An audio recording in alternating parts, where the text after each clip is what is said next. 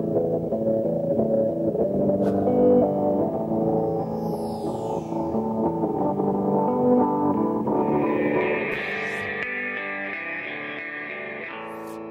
the meeting to order at 5:34.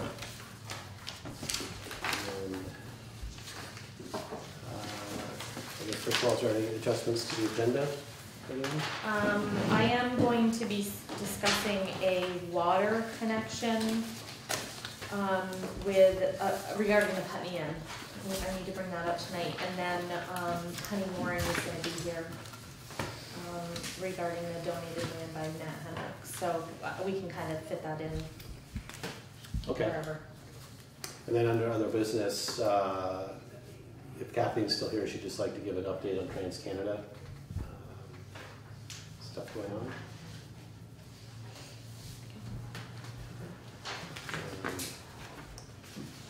If there's nothing else, then we'll go to the acceptance of the minutes of May 20th. Make a motion that we accept the minutes of May 20th. I will second that. Moved and seconded. Any questions, corrections?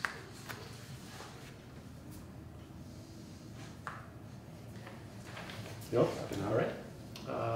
All in favor? Aye. Aye. Aye. All right, new business. First couple, I'll just put Tom on the spot. On the spot. So the Vermont alert system. Yep. Steve, I believe you have a copy. Yes. A letter. I'll have a copy of the letter. Okay. Yeah. Okay. Essentially, I assume. I may not want to, but I assume that you folks are at least aware of Vermont Alert. It's the state organized and provided internet-based alerting system that can be accessed by anybody in the public. They have to sign up for the service, and by signing up, they're able to receive emergency notifications by a number of different ways: text message, email, telephone calls, so on and so forth. And so that's on the public side of it. The other side of it, if you review the letter and approve it and sign it and instruct me to send it to the state, by us enrolling in that system, we would be able to access Vermont Alert on the other side and actually distribute notifications and emergency messages to the citizens of Putney. Now, along with that, there are two specific pieces that would have to be done. One is we would have to get the word out to people in town that they need to sign up for the service, or it would strongly behoove them to sign up for the service. And then within that letter, there's a list of specific municipal folks who would have direct access and be able to issue the warnings and the information out to the public. There's a training that would have to go on for all of us, and that would be pretty simple. So what I'm asking for is for you to sign the letter and allow me to continue working with the state and get us on board with that. Tom and I talked about it the other day. We'll work together. He'll work on some public, once this is all in place, notifying the public of how to sign up. And I know VT Alert has a little brochure. I got it at the Crows Summit that I went to. That was also one of the things that we talked about putting in this information package that the Crows team is going to be working on, is putting that information in there for people. So there's a few ways we'll try to get the word out. So, what's the extent of the types of things that people might use this? I mean, if they signed up and they wanted to put something on themselves. There's a list, a checklist, so to speak, that as the public, as you sign on, there's a checklist of different things that you can receive. Right. So that's the generic. And then above and beyond that, for anything that we would distribute, or warnings that we would issue, or specific emergent information we would issue, we can override that so that no matter, as long as people are signed up, no matter what they've indicated, we can still get the message through to them. Okay. And we can use it for any number of different things. If there's specific infrastructure issues in town, road closures, water main breaks, road detours, utility outages, telephone outages, things like that, we can send messages to people, get the word out. Anything major, if we need to issue evacuation warnings, that's one more way that we would have to be able to do that. So what we can use it for is pretty significant. Right. I guess, and then, I mean, other than the training, where I'm assuming there's some cost to that? No. No, there's none. And No, then for the system itself, there's no cost? cost for the service, no Nothing. cost for the training, nothing. So that's yet another benefit. Yeah. Sounds good to me. So do we need to I guess you can if you make a motion make to a motion to have Tom authorize Steve to sign this letter to request and continue the process? I'll second that. All right. Been moved and seconded. No other questions? All in favor? Aye. Aye. All right, then we'll move on to 911. Down at the Putney Inn complex off of Putney Landing Road, presently there are 4 physical 911 addresses within that complex that have been existing. They need to be, because there are more than 2 addresses accessed by the same route into the complex, we have to actually assign that a 911 street name. And that's all governed by statute from the 911 board. So since it's under new ownership now, we had started the process earlier, and then things kind of dissolved. So I was just waiting for a new owner to take over, which they have, and we worked things out with them. In the memo that I sent, it indicates the name that they've chosen. I've compared it with everything else. The existing street names that we have in town, we're fine with that. It meets the requirements. So I'm asking that be approved, and then once that is approved, if you do so, then I'll reissue new 911 physical addresses based upon that street. It doesn't have a street name currently. It does not now. No, all 4 physical addresses within the complex are use Putney Landing Road right now as the street name. Yeah. I'll make a motion that we approve the name Patel Way for the Putney Inn complex. I'll second that. All right. It's been moved and seconded. No further questions? Just where did we come up with that name? Who was the? The last name of the owners is Patel. Yeah, okay. Personal That makes preference. perfect sense. Just was curious. Legacy. All right, all in favor? Aye. Aye. Aye. Did you sign that letter? Sure. Oh, yeah. All right, I that's said fine. it, I just yeah, want to make right. sure I didn't lose it. While we still have Tom here, because I don't know that he's going to wait till the end of old business, but I just wanted to update you guys on a discussion that we had about the tire pile. Because at the last... We had, meaning you and Tom? Or? Yes, Tom Yeah. and I. At the select board meeting that we talked about that, one of the suggestions was to talk to Tom as far as health officer, and he has looked into it, and it does fall under the purview of health A officer. health issue. He was thrilled So, to find that. so you're going to take care of this for us? So, Well, I had intended today to start the process and meet with Cynthia and start to go over things. I just didn't have time. But within, hopefully tomorrow or Friday I will. If not, that will be the first part next week. Just scoping it out and seeing what the... Yeah, if I can just get the history And is there... and then take a look at things and go from there.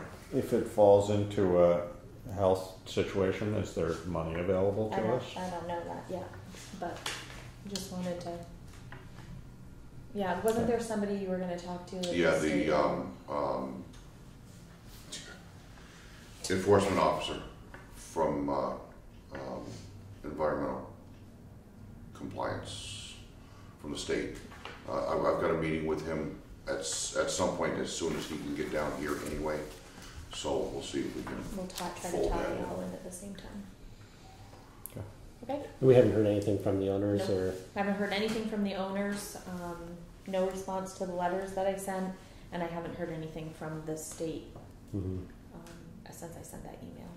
So we'll try it from this angle for a little while and see what happens. Great. Okay. Thanks. Absolutely.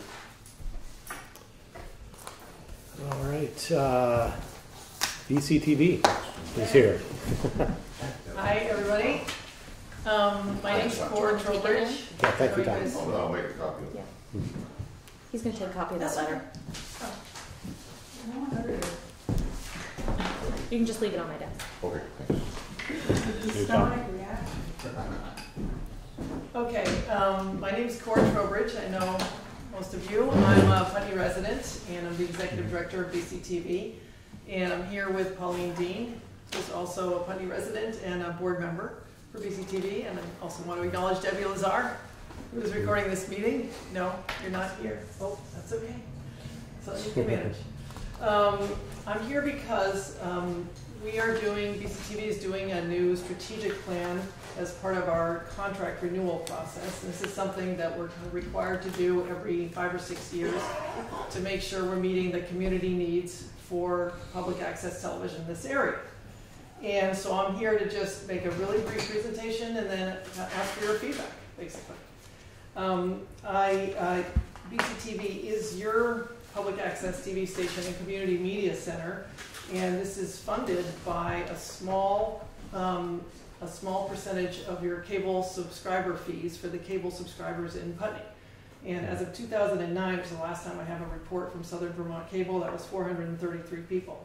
So roughly 500 people in the town of Putney are paying for this, though, and all those subscribers get BCTV. This is basically the public benefit that the town receives for allowing cable to be in this town. And we want to make sure that we're getting the most public benefit out of this as possible. As you know, we've been covering these meetings for about 3 years regularly, and they are now, recorded on Wednesdays, and then they're on our channel Saturday mornings. They're on channel 10 around 10, and Sunday evenings also at 6 or 7. Those are the 2 regular playouts that we've set so that subscribers know basically when the first playout's going to be on. And then we play it a bunch of times during the following week. It does go up on our website a couple of days after the meeting. And you can find out when it's playing in the Reformer, in the Commons, and online here. We do have a schedule that is, that is supposed to be connected. Do you want me to use our Wi-Fi password? Okay. I can write it down. It's very secret. Yeah. It's very secret. Okay. I thought I was doing okay with this thing. Sorry. Let me just get in here. I had my little hotspot turned on.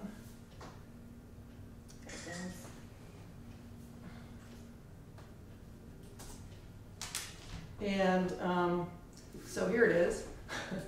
So it's online schedule, and this is updated whenever it's updated. And for instance, you can see down here today, the Putney Selectboard showed at 4:30, and this is clickable right through to the meeting. So that you can go online and find the meeting either when it's on Channel 10, or you can click through and watch it.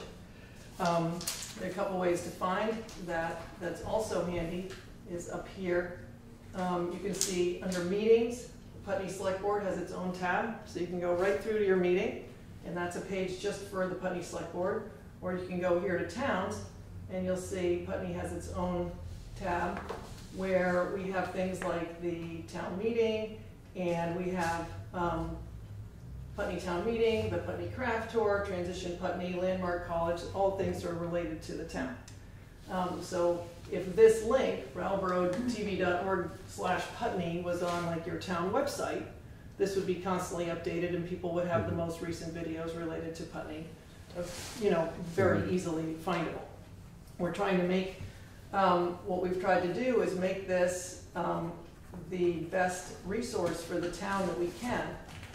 For instance, this video of your last meeting, if you look here, here's the video, but down here you can see Debbie has been noting the times when you get to these certain agenda items, so that people can scroll through and go, okay, well, I want to learn about the town manager report. I'm going to scroll through here to 628 on this line.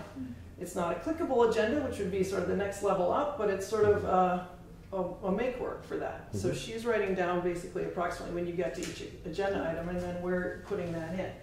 The other thing that the other metadata that this show record basically can carry is documents, like if you had a PDF of a map or something that you were discussing, or the official agenda, or links, online links, like for instance to what we were just talking about, VT alert system, right? That would appear here on the side as a link, and that people could click through to that.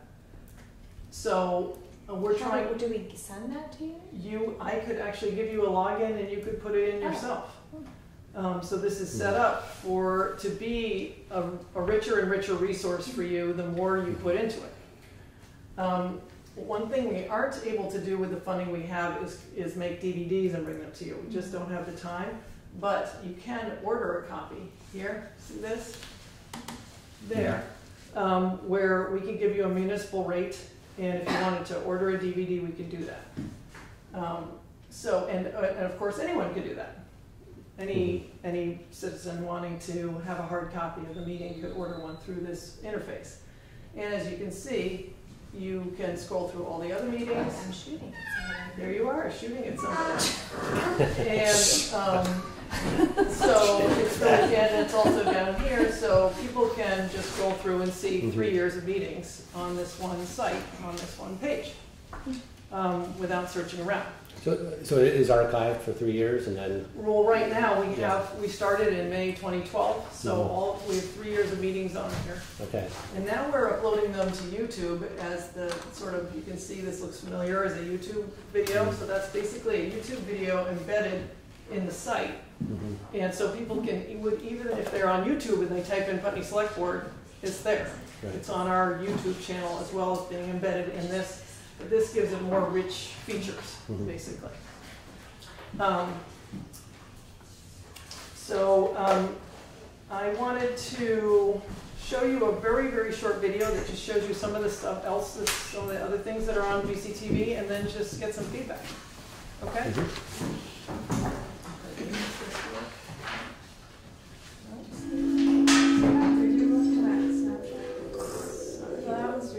That's what. Thanks. You have to have one in 3 years, right? First on-back access TV station, first of its kind in the state of Vermont, and the facility behind the Comcast cable channels 8 and 10, our government education sister channel. Recording. You know what I've got is the Putney Selectboard is going on in the background. I lied when I said I could. All right. Sorry. Oh, here we go again. Sorry about that.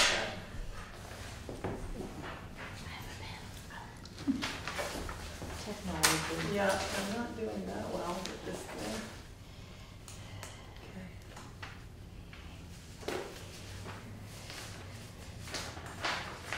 There we go. We'll just keep going here. So area events like lectures and readings from places like Brooks Memorial Library, to music, dance, and other art performances out in the community.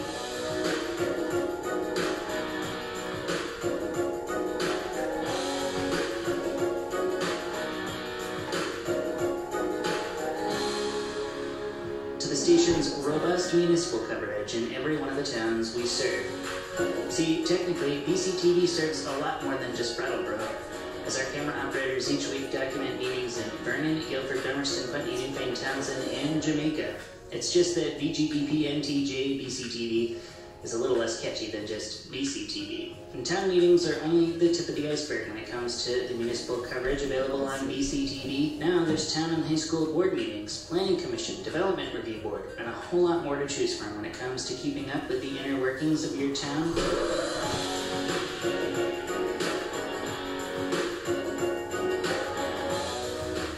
Now, Channel 10 alone boasted a wide range of other programming this year, including the ever-popular morning news advisory broadcast from the high school, BUHS TV, along with Windham 4 Rep Mike Merwicki's own State House program, Montpelier Connection, which transmits via Ustream during the legislative session, bringing it back to the studio in the off-season.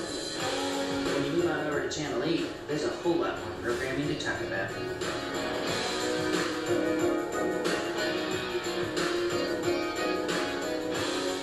Here's the Landmark College Broadcast Journalism class putting to work their 3-week winter intensive by producing not one, but 6 different half-hour evening news programs. And then, of course, there's the absolutely brilliant youngsters behind our annual summer camp. And there's plenty of other BCTV classics living within the folds of the Channel 8 weekly programming guide.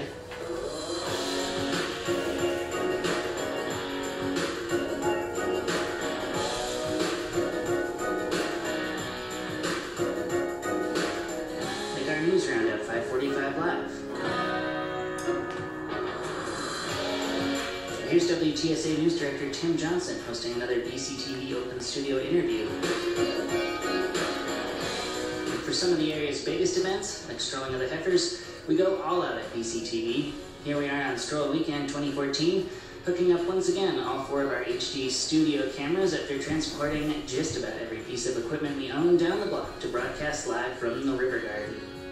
Here we are at UHS Graduation 2014, getting ready to broadcast our coverage live in HD. Fast forward just a few short hours later, and we're setting it all up again in Townsend for Leland and Gray's Saturday morning graduation exercises. Here's the world-renowned Temple Grandin speaking at Landmark College, a BCTV production that generated over 1,000 views in its first weekend up. So from 30 seconds to 9 straight hours, BCTV's channels provide an avenue for content that's unbound by the formula of network TV.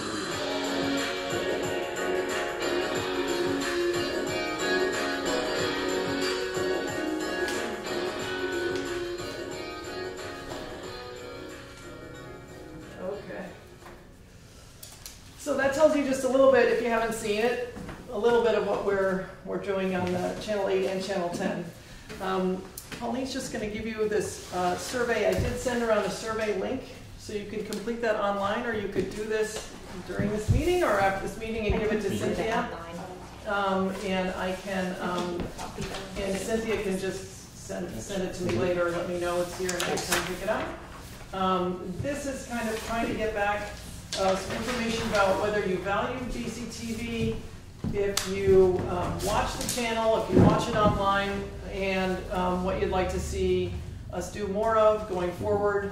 We're basically trying to find out how we can make you and everyone more likely to be active, which means maybe submitting programming, or having us do more meetings, or showing, like if you get a PSA from the state that says, hey, residents, there's this statewide program. Are you interested? Getting that to us so that we can put it up as a PSA between programs. We're just trying to establish more partnerships. So I'm going to be quiet now, quieter, and see if you have any thoughts. I know I get a lot of feedback from people that say, oh, I watch you on TV. Yeah, I hear that a lot too. I'm surprised actually Definitely. how many people watch it. I mean, it's great. Yeah. I personally haven't watched it, so you'll have to go online, try. But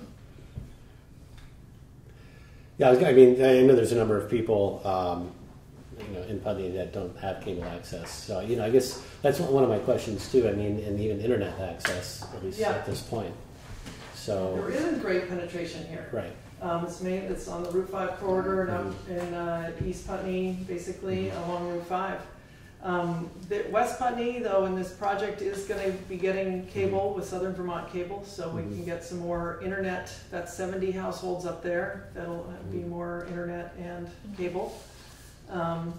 So that's another layer. But in all of Vermont, it's not great. Right. And that's why we are putting so much effort into our online presence and making our videos adaptive so that if people have very low connections, they can still watch, or high.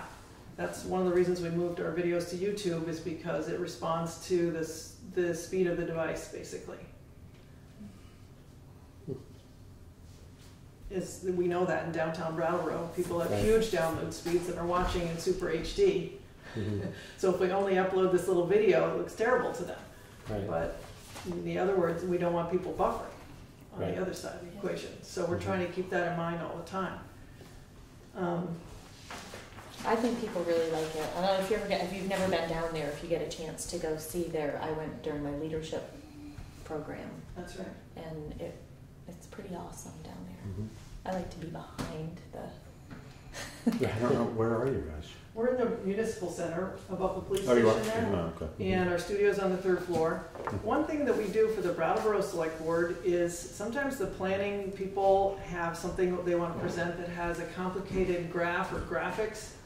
And sometimes we have them come into the studio and make just a separate presentation that's really designed for viewers, where the graphs, everything's presented much more clearly and not in a meeting situation.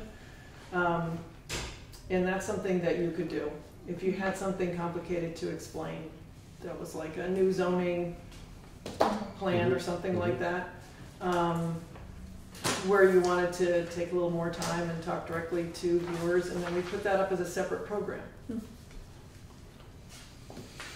Yeah, that could come in handy for some things, I would think. You could find your new column, being in front of the camera. There you go. Steve's soapbox. All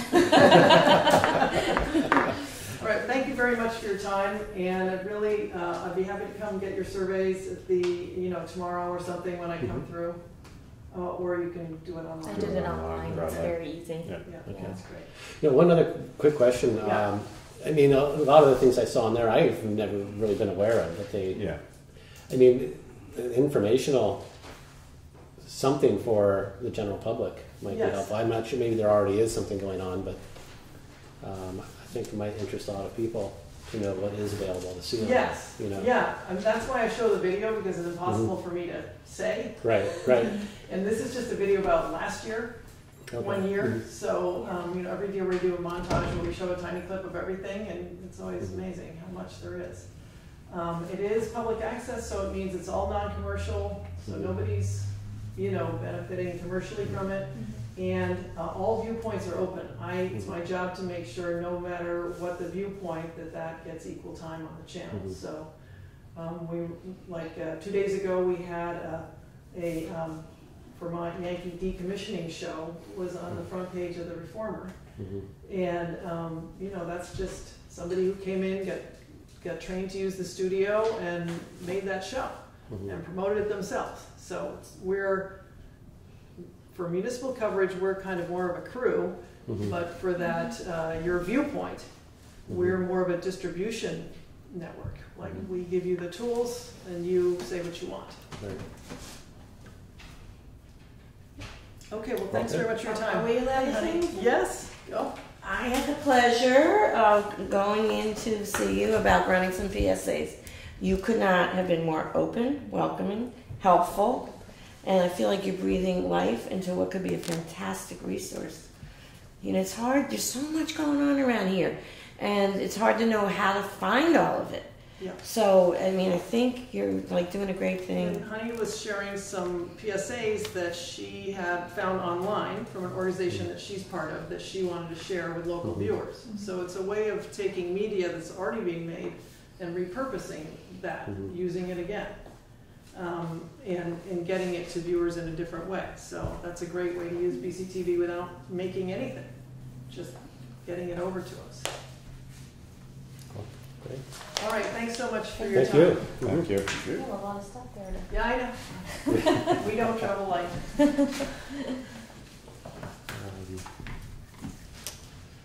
All right, then we'll move on to water system. Yeah, I don't know where Neil is. So if we want to just go, The CAMA cost tables. yeah, that's going to be a quick. So this is the CAMA cost tables that on a yearly basis, this is for the assessment software, the Microsoft CAMA program that we use. It's the license to be able to use the cost tables. And it has to be signed by the chair of the select board, approved by the board. Make a motion that we approve the CAMA cost table service. To be signed by Stephen. To be signed by Stephen. Yep. I'll second that. All right. Moved and seconded. If there's no other questions, all in favor? Aye. Okay. Aye. Aye. And that you can give to Laura because we need to put it into we need to pay it.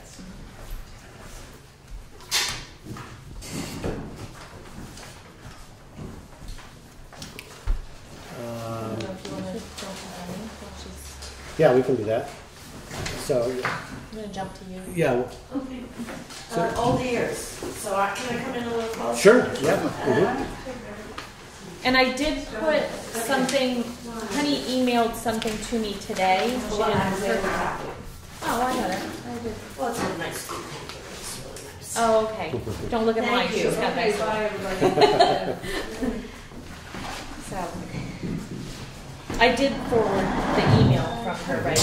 Yeah. She was. And so this is about the proposed recreational use of the land donated by Hendricks? Yeah. Right, okay. If you don't mind, can I talk a little bit about my credentials for this? Because I'm not just your average dog person or lover. I have spent, since I breathed, loving dogs. And then I get all my formal education, masters and all this stuff, and counseling and education. But I really was meant to be doing business and doing dogs and doing people. So I went out on my own in 1984 and have been, now I'm retired, but all my ability to be retired came from my success with these businesses. And not to like too much pat on my back, but I'm really good at making the bottom line black. You know, I love doing that and offering a good service at a good price. So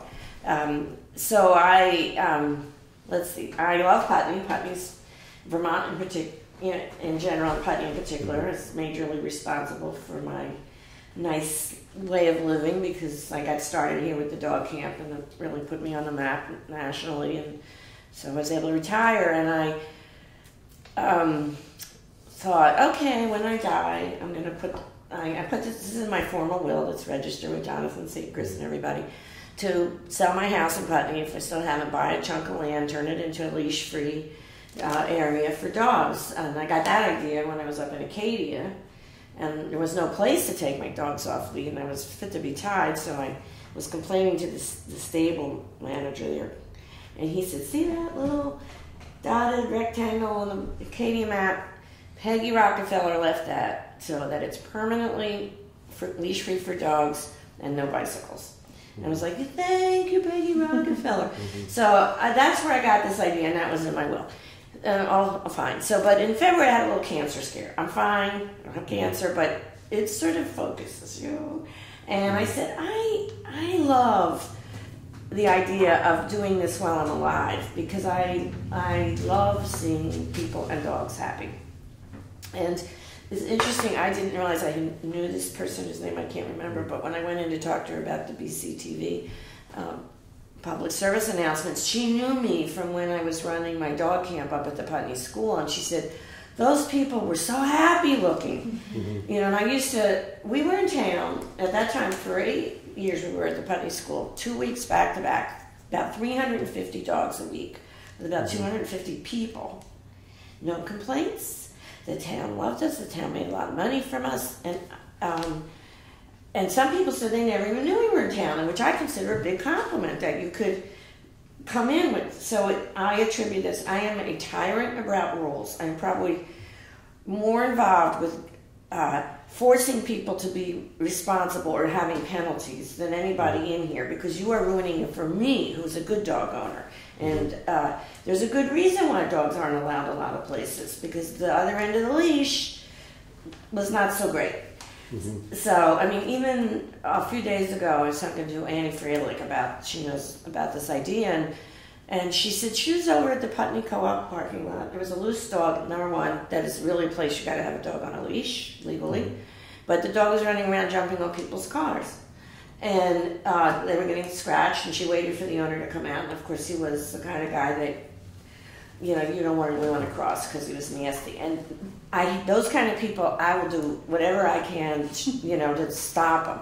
This is partly, I mean, this is something I want to. Or are you not ready for that? What's that? Do you want me to hand those out, or are you not ready? Sure. I have to tell myself to breathe.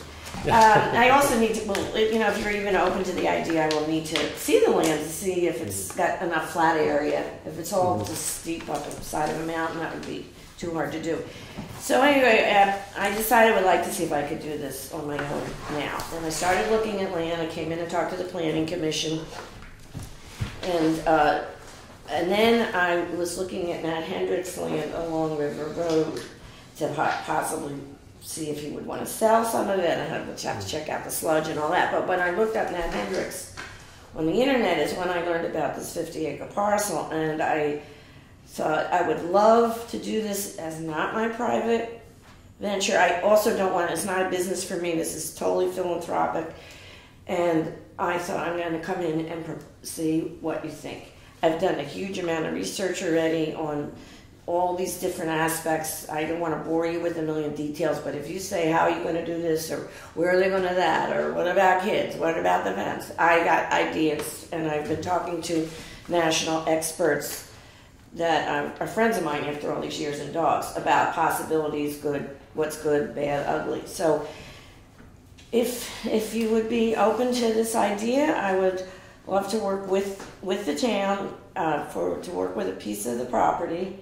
15 acres max, depends how it's set out. And I would take care of all the financial parts of setting it up where the land gets cleared and there's really good fencing and lighting and all the things that would go into it. I don't want it to be a high maintenance thing where anyone has to oversee it and all that. And I thought that in order to, even though I really like to think everybody could enjoy it the way I enjoyed Peggy Rockefeller's land, I think it's important that it be a membership thing and that it be fenced, because I don't think anyone living anywhere near it would want to think the dogs are going to run out and kill their chickens or just make a mess. Mm-hmm. But also some of the people I know would love to use it and need a fence because they don't feel like their dogs are going to stick around. So sort of bowing to the inevitability that fence to a 6-footer would be really important, and you have a double entry gate, and you can't have to. I would like to see separate areas for dogs that don't get along with other dogs or people, so their owners can't have a fence between them unless it's a closed fence, because we don't want fence fighting. Little dogs need their own space. This is what I mean. I've been thinking of detail after detail. I'm happy to do the details, but basically would love your permission to work with the town and finance everything and get this up and going, and that the way you would get to be a member and have use is you have to license your dogs. Mm-hmm. And I think that would be increasing the license rate. It would also eliminate some of the worst people. I don't think it will eliminate everyone, but I think the people that cause a lot of troubles are not real likely to license their dogs. What do you think, Cynthia? I don't know. But I think I would like it to be self-supporting through licensure. Mm-hmm. And if other people in other towns wanted to come, if they came here and showed proof of licensure, then they might need a $25 membership fee. So, and there might even be something like guest memberships. Somebody's staying in town, they know about this, they know that they have to bring the license, proof of license into the town, and they get maybe $10 a week free pass. And there's a whole list of rules. We don't have to reinvent the wheel, but at the same time, I feel like we are going to be on the map as the #1 place that deals with dogs correctly, so that safety is of primary importance, and it provides a really good facility. I have many, many bad stories, and if you use the park word with me, it's like a 4-letter word, because that means to me some area that's too small, and all the dogs can do is fight and pick on each other. And I've been studying this, going to workshops. So this, I don't even have a right word for this, except that it's a large recreation area. So I think my goal would be to have it be financially self-supporting once it gets running, and I would like to be on board to get it running for several years, because you always have to tweak and change, and we'd have to figure out a way that people could demonstrate that they in fact were legitimate members, and they can't be bringing their friends in, and they can't. So I thought we could have a lock, one of those locks where you punch in a combination, and that would only be available to you when you were licensed, and it would be changing every 3 or 4 months. I don't know if they should have a sticker on their car, or they should wear a bandana, or the dog should wear a bandana. I mean, those are some details that I haven't exactly worked out, but some way to identify who belongs here and who doesn't. And that I would trust that people who were using it correctly will be very willing to report anybody who isn't, because it's to their advantage to keep it running. Too wild of an idea? Well, I think it sounds really interesting, personally. I think perhaps our issue still is that this is a relatively new parcel of land, and it is the town's. And I don't know if something like this would have to run through a town meeting. I mean... Yeah, I don't... anticipated that. It might be a good idea to put it on town meeting, actually. Yeah.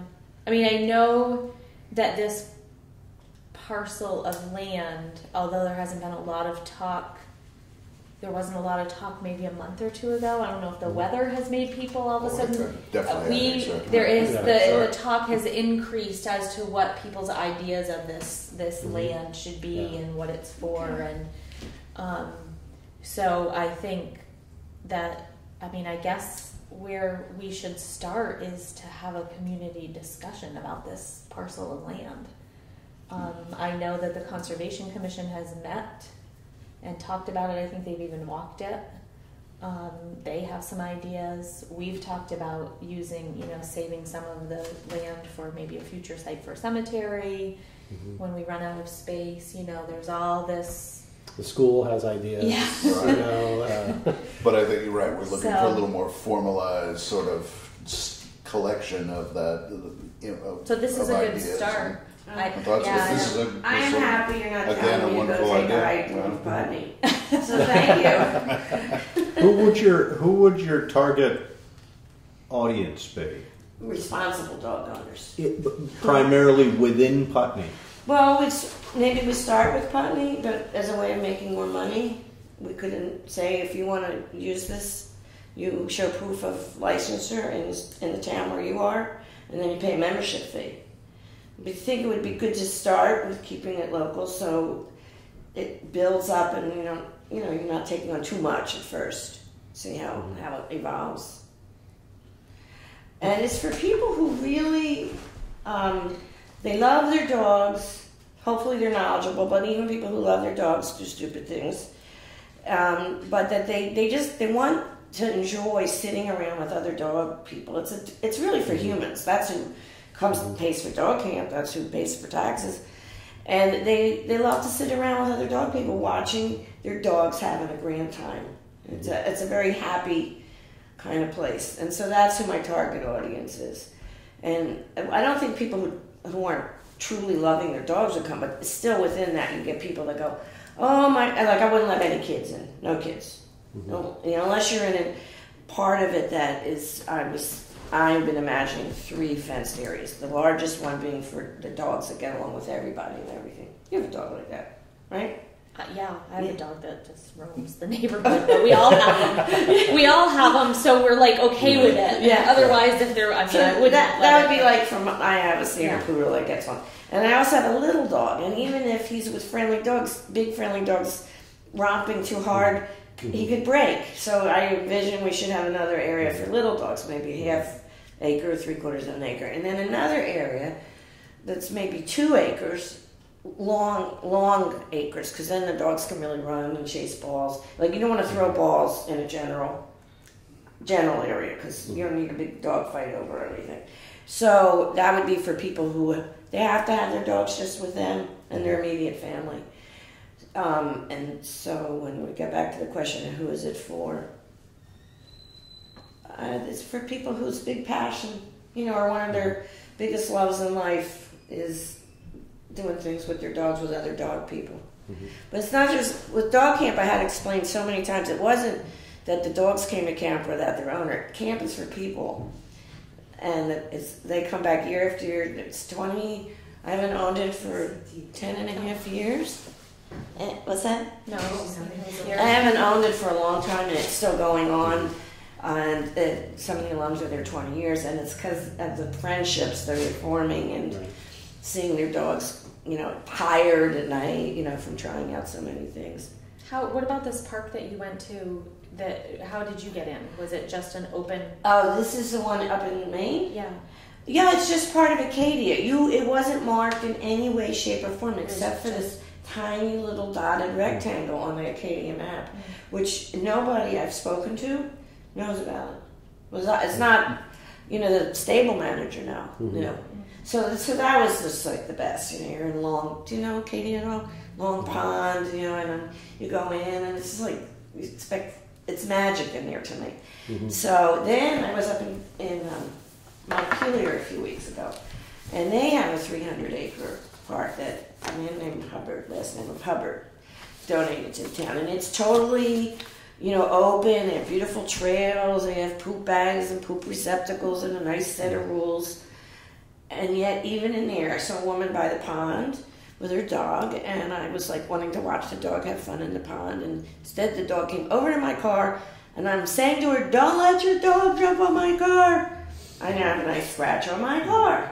Yeah. So, and I've seen a lot of stuff. So I think going the way of fencing gives you a lot more control over the bad stuff.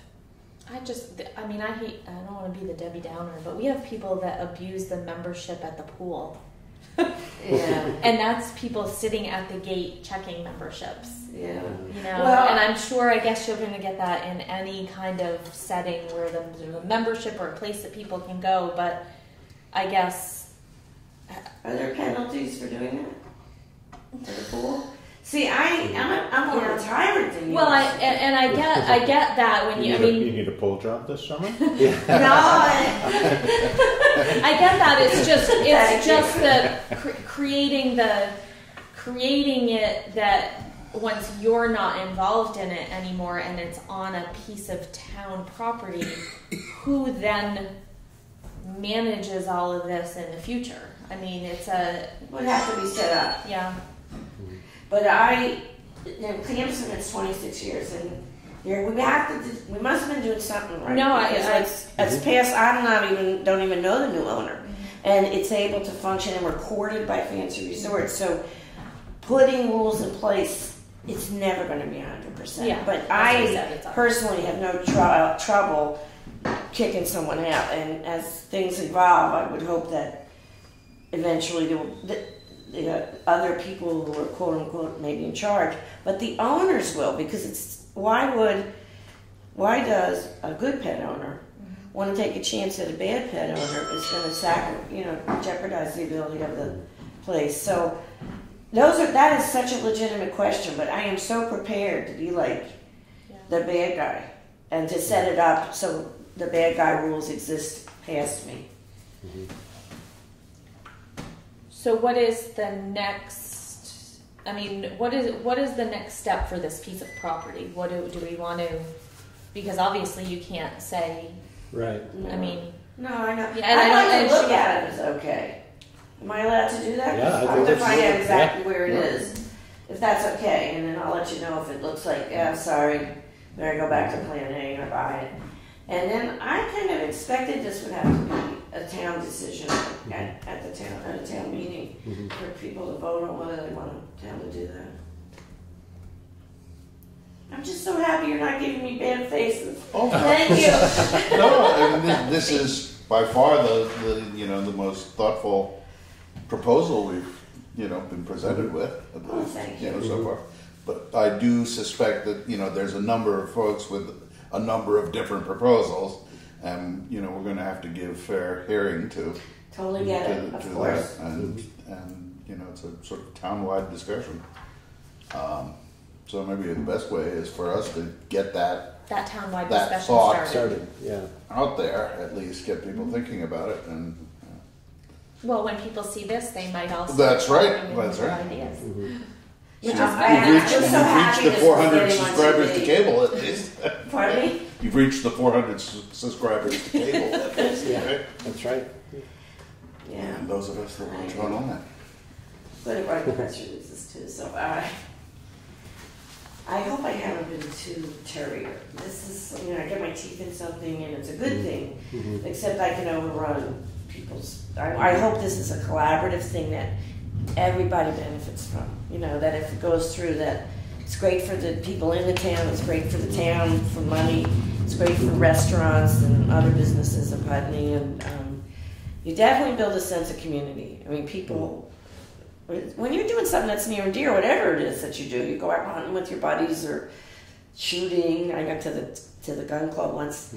You get close to those sports teams, so makes for closer community. Well, thank you. So I'll check with you to find out where I need to go. Unless you can tell me, I'll just put it on my list for next week to go up there. Well, why don't you check with me? Because I haven't been up there either. So let's go together. Yeah. That'd be great. Okay, I'll give you a call. And then I'll follow whatever you tell me to do. I'm just so thankful that you've been so open. Thank you. Yeah, Thank you. Yeah. Thanks, honey.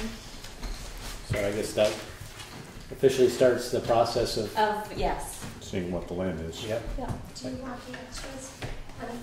That was Oh, sure. 52. Unless, do you think, would you need 50, them? yes. 52 or 50, something? yeah, Okay. 50 and change. We Can can these for any reason? we can keep them unless That's okay. yeah.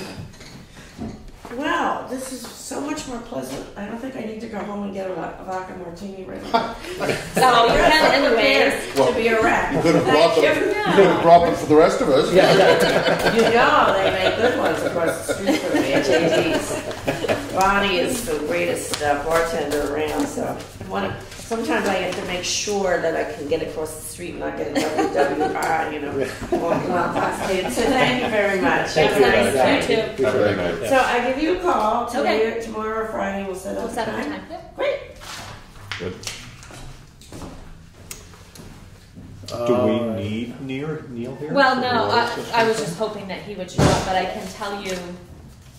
Well, I'll give you a kind of an overview, and you can tell me where to go with it, because now I'm a little more confused than I was before I started this process.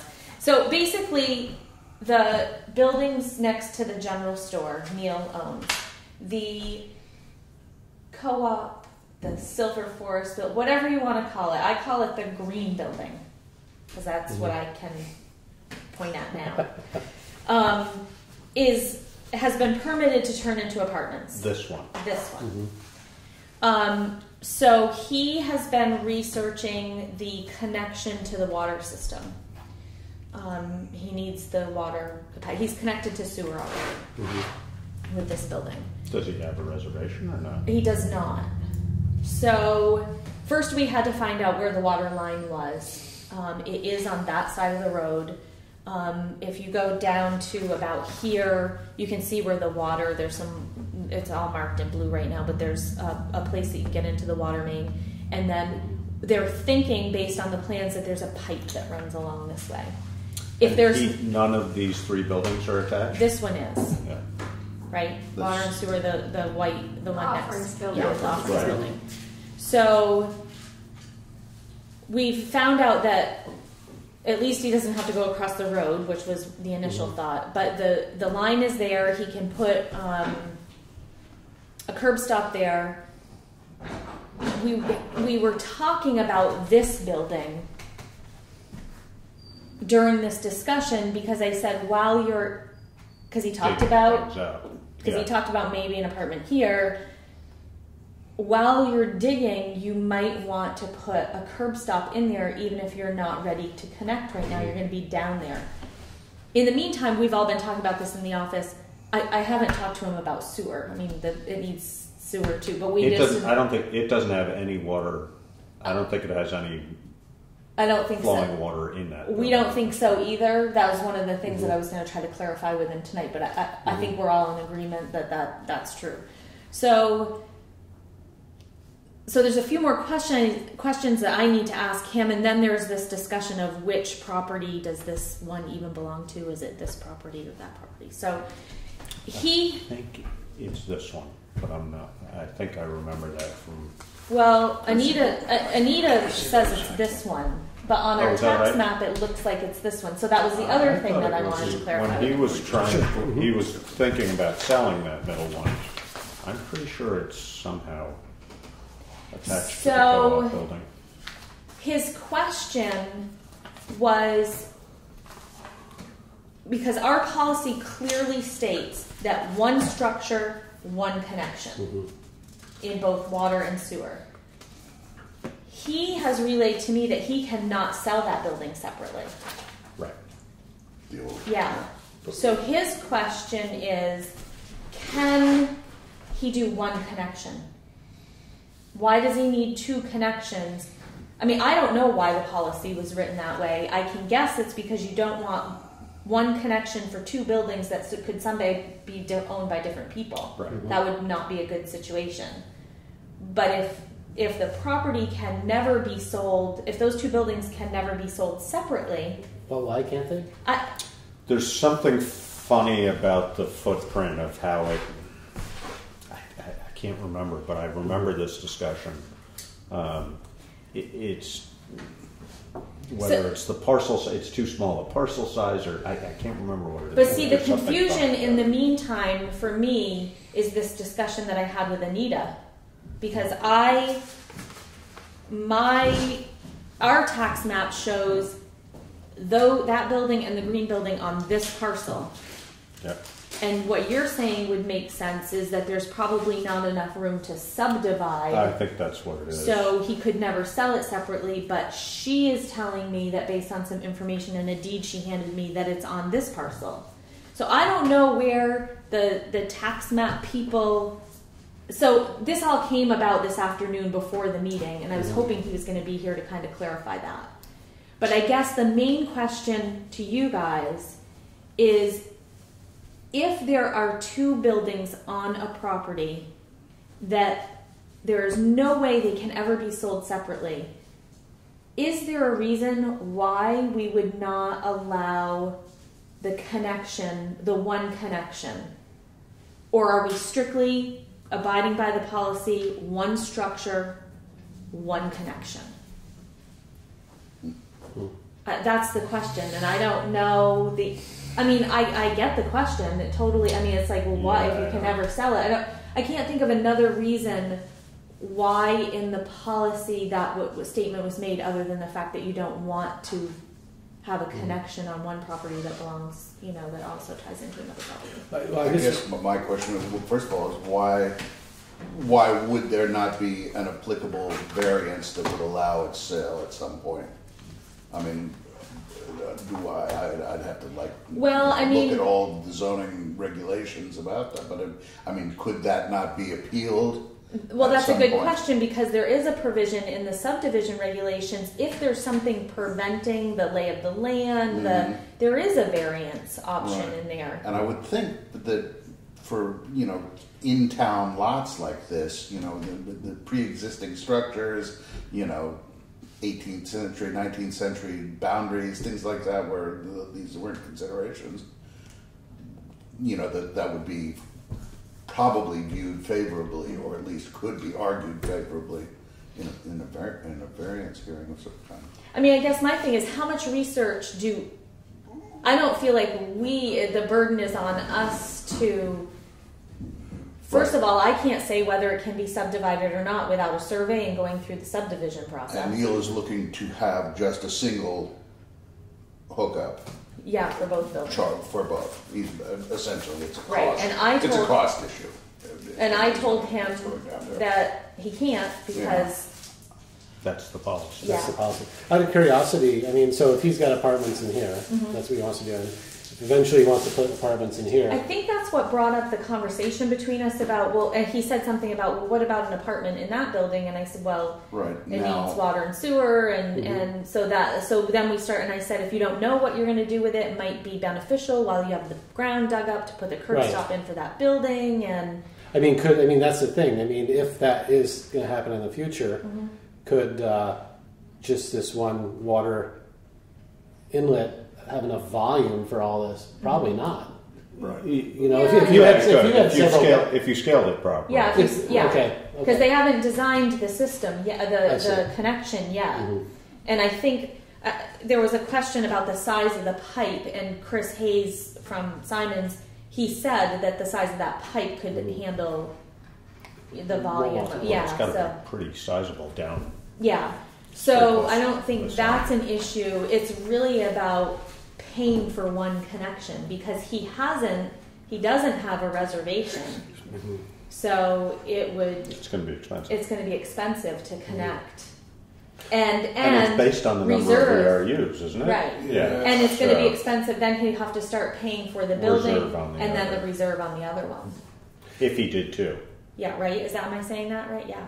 If he put the curb stop in, he'd have to pay the reserve on it. Yeah. Right? I mean, he may have done the homework already, but I guess we need to know if they can be subdivided. Right. And that's... Well, and at this point... Who told him they couldn't be? Well, I know, and that's what I was... And now I've got this other thing that I don't even know if they're on the same piece of property. I mean, everything I see looks like it is. So why are you wasting our time is the question. It's on the agenda.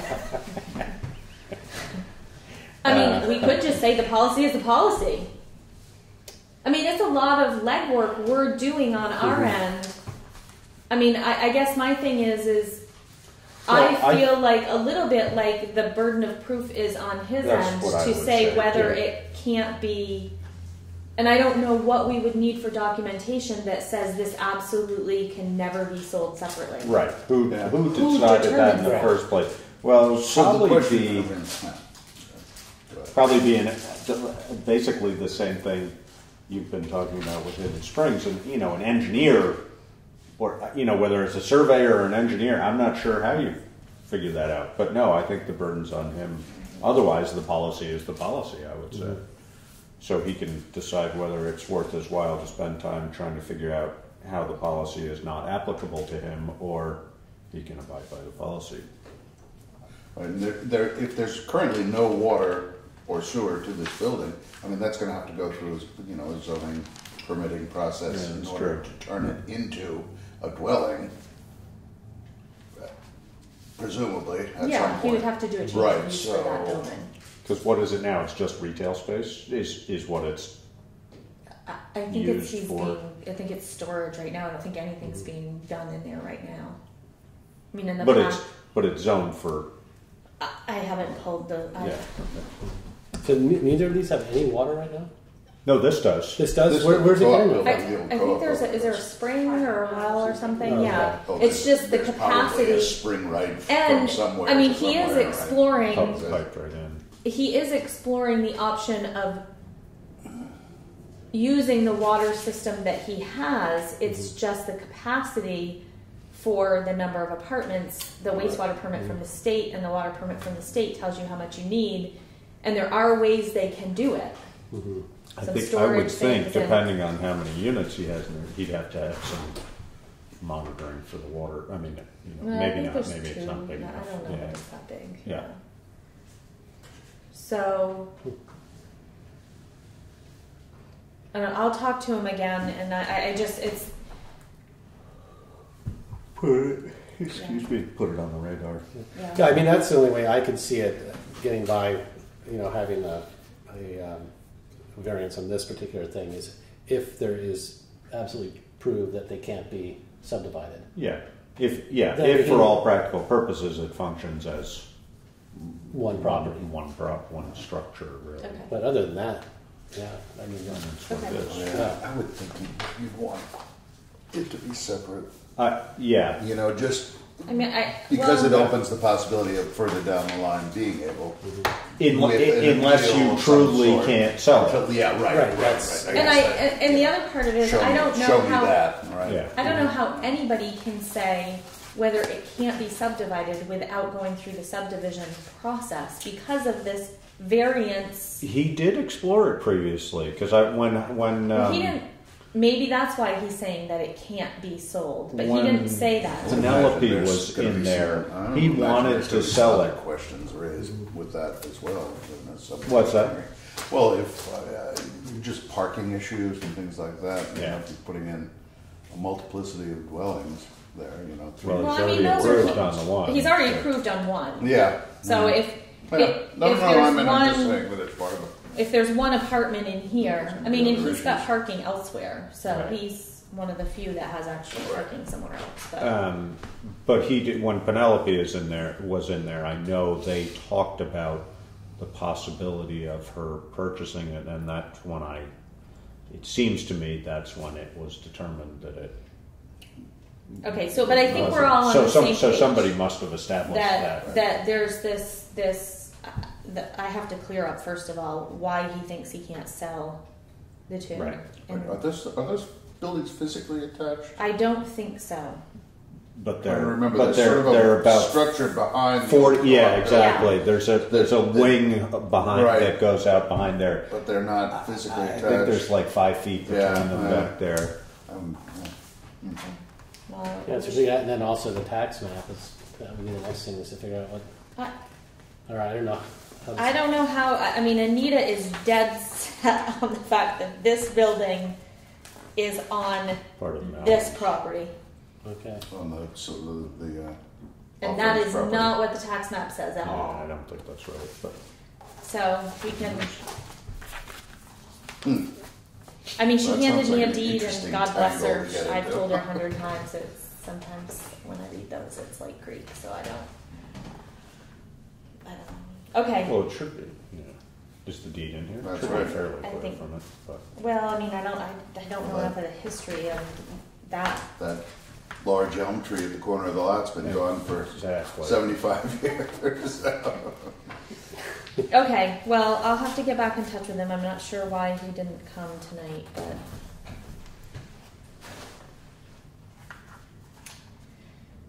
Okay. All right.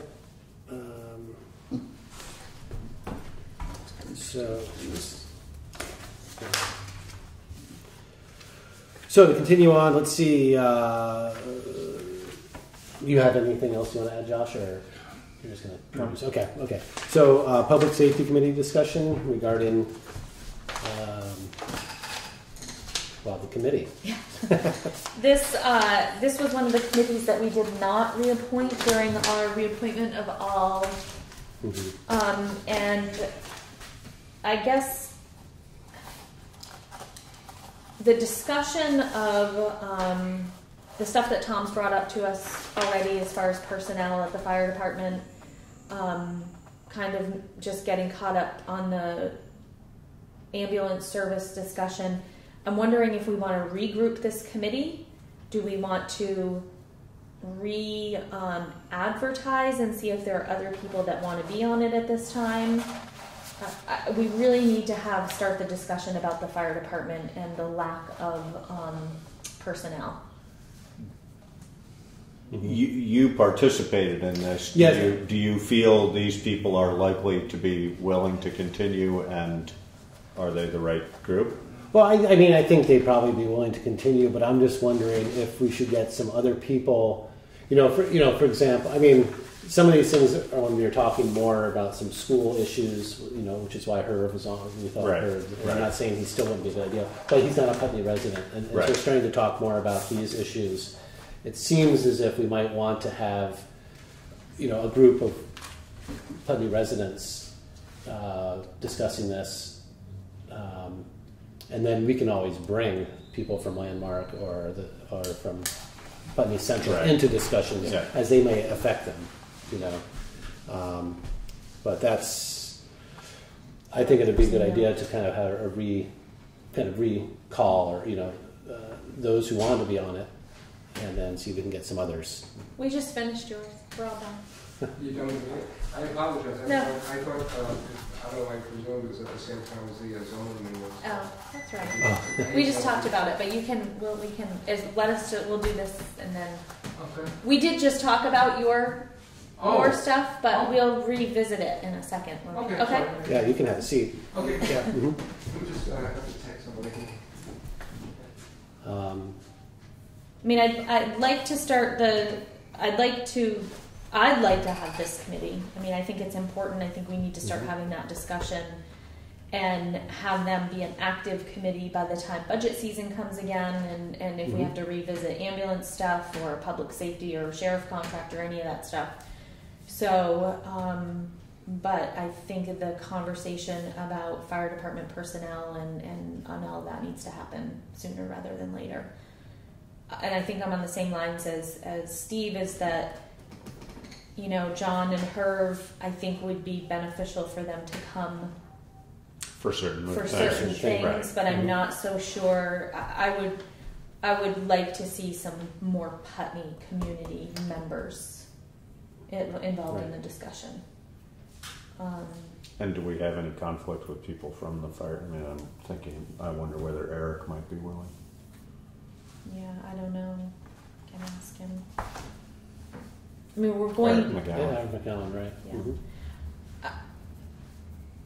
I can put it out again, like we did the last time, and see if we get any interest. And I'll call June and John and make sure that they're still interested. And I'll call John McLaren and Herb and talk to them about it and see if they're feeling the same way we are. I mean, I don't want them to feel like we've just. Yeah, and I don't mean that at all. Yeah, I don't either. I want them to come to a meeting that they feel like they're really contributing to. They're both busy. I know they go to a lot of meetings, so I don't know if they really want to be involved in every discussion or the ones that pertain to their schools. Right. Yeah. Yeah. So if everybody's okay with that, I'll start that process again, and hopefully at the July meeting we can maybe appoint some new people if they're available, and then have a meeting that month. Does that sound okay? Yeah, sounds good. Okay. And then,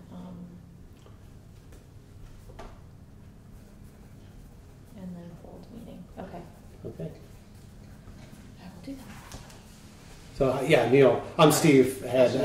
I don't think we've ever met before, but you know Scott and Josh, right?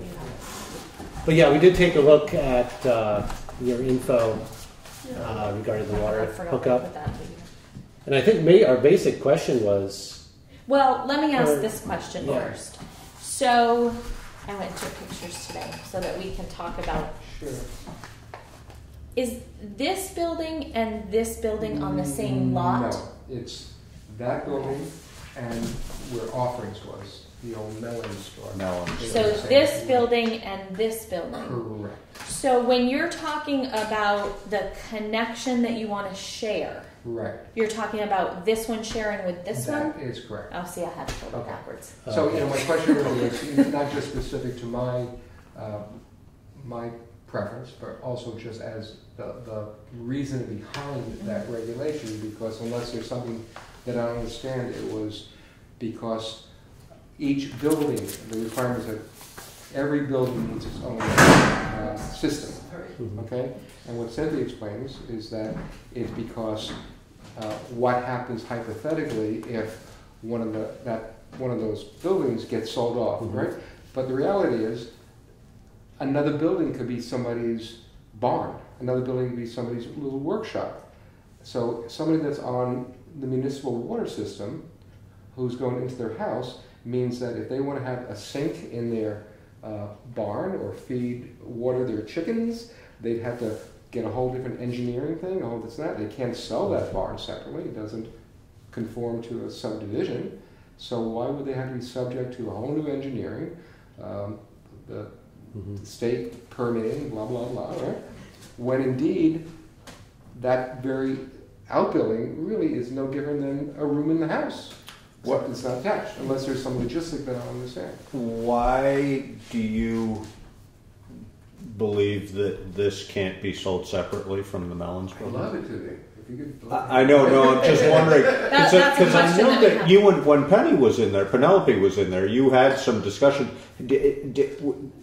Who told you that it couldn't be sold just from the separately? nature of zoning. I mean, I told Penny that, you know, if it was serious, I'd look into it. It looked very unlikely, is because it's a undersized lot, it doesn't have a setback, and it doesn't meet current zoning other criteria. So you can't, so I've been through this for those properties, you can't expand the nonconformity of the nonconforming building. Or, yeah, there are certain regs that are mandated by the state, not by the town, that specify. So are you talking the subdivision regulations? Because we're not talking about any construction here. It would need to be sold as a separate lot. It would need to be subdivided from this one.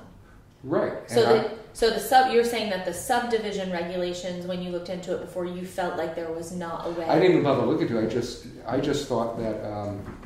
I mean, the same thing with the pizza. The pizza property also has a little 2-bedroom house that sits in the back of the lot. Mm-hmm. Right? I did put 2 separate water systems in.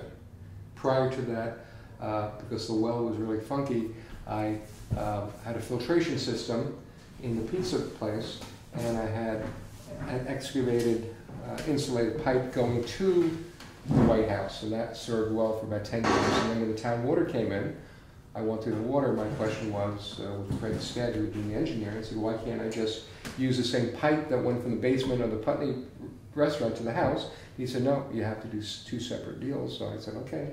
And I started thinking about it. And I guess my whole thing is I don't know. Yeah. I don't know that can't be subdivided. I thought there was something maybe in the deed that. You're opening up something that's actually making me very happy. I mean, I know there may be something that is. I mean, I think if you're turning it into a dwelling, you know, putting in water and sewer, that would, you could appeal that as a separate dwelling place. Well, that, you know, quite frankly, And for a lot of business uses, also, I would think they'd want running. Oh, I would. Yeah. Well, but unfortunately, the way that business is going on and all over, no less here, the cost effective. That building in the back needs probably about $15,000 worth of structural work, and something I've done in the next few years. That building's not going to last. So part of the appeal also is how can I get it up to a condition good enough to justify the expense of doing it. And one thing is, and this was just a thought, nothing is written in stone, is that if I could put in water and sewer in there, and then tie it into the existing building, the existing white building that has sewer, I wouldn't tie it into the green one, which I hope to have water soon there, because that is a separate entity, so I can understand that point. But opening up the possibility that can be a viable standalone property that can be sold, then I would certainly put a separate unit in, because then it would be I think the justified. difficult thing from my standpoint is I don't know how we will be able to tell you yes or no, because there is a variance option in the subdivision. And the only ones that can make that decision are the DRB, and so it has to be. Well, that's, you know, was very, I didn't expect this conversation to go this way, so maybe where I should start is have the DRB rule as to whether you can and subdivide. see if I could get the permission to subdivide that. I mean, it might be worth, you know, for you and or, you know, you working with him to just vet that a little bit before he puts a whole lot of time into it. Pip may say, you know, oh no, of course you can't subdivide because it's less than X number of feet or whatever. We can talk to him, but I part of the issue for me is that the way this is even on our tax map, it does not even match what I'm hearing. So that's very frustrating. This is a quiz. So that's why I had this flip-flopped in my head. Well, you even kind of thought, but Anita. She was the one that told me that map's wrong. So. Oh, you had attached to the green building. Right, so it was attached to the old. No, I wonder if, you know, also it's a physical connection of this building to the old Mellons building would sort of satisfy all that. In other words, that alleyway in between part of that property. I mean, I'm wondering if a physical connection that answers that question of putting a sink in the workshop. Right. I don't see. Right. I mean, I wonder if that's a. I don't see how it's come up, but I can't see anybody that wants. But before answering that question, we sort of I get it. It's an interesting thought, but I can't see on the thing about separate buildings how how a garage. Right. And it is their separateness that makes me sort of inclined to think that you probably would be successful in getting some kind of variance about it. Mm-hmm. Particularly for historic, old village center building, where it's not complying, but. All right. Well, now that I have it a little more clear, maybe I was just totally. Then I can, like Josh said, do a little bit more. Then when we really know where we stand with whether it is a standalone building or it's just absolutely not, then I think to bring it back to you guys, and then that decision can be made for connection. I mean, I don't know how soon you're talking about digging up over there. Well, I'm going to start hanging nails next week, so I guess in the next 2 or 3 months. Yeah, okay. There should be some time. Well, that's an interesting. See, there's this little vague line here. I know. And I don't know that's supposed to be. And I don't know what that red vague line really red means. line is probably supposed to do that. Yeah. So just in a broader sense, I just would suggest that the regs for the community at large would state that a hookup could be is allowed only if any outbuildings cannot create their own separate entity of any kind. Mm-hmm. That seems to be fair, Yeah. Yeah, no, I agree. Yeah. I mean, there is something in the sewer, because there's no water or sewer in that building, right? Correct. There is, the sewer connection is a little more clear when it comes to buildings behind a building. It says a separate and independent building sewer shall be provided for every building except where one building stands at the rear of another or an interior lot and no private sewer is available. So that one goes into a little more detail about buildings, maybe behind buildings, and so. And it did come to pass where it isn't subdividable. It remains part of one parcel. It just happens that an alley between the two. What I would hope I could do with town permission is not just tie into the existing water system, but also tie the septic line. You would have to. I would. Yeah. I would have it. But I'm talking about instead of having a separate tie-in that's directly to the town line, I would just tie and bury a line going from one building.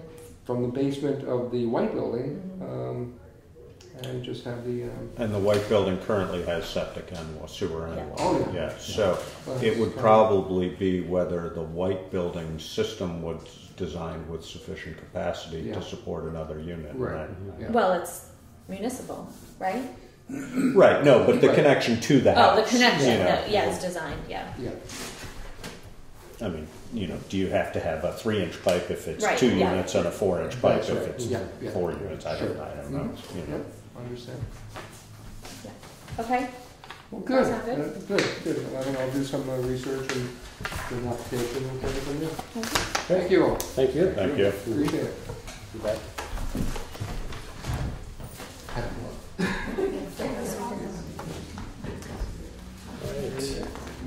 So that gets us through this stuff, right? Yeah. This other stuff's just kind of informational stuff.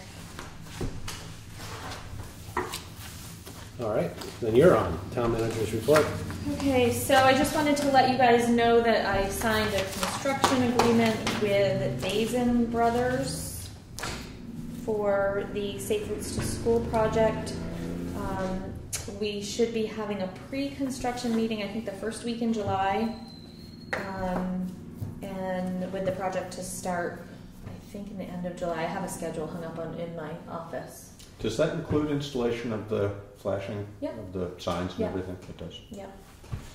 So I had to sign that agreement in a timely fashion, so I signed that.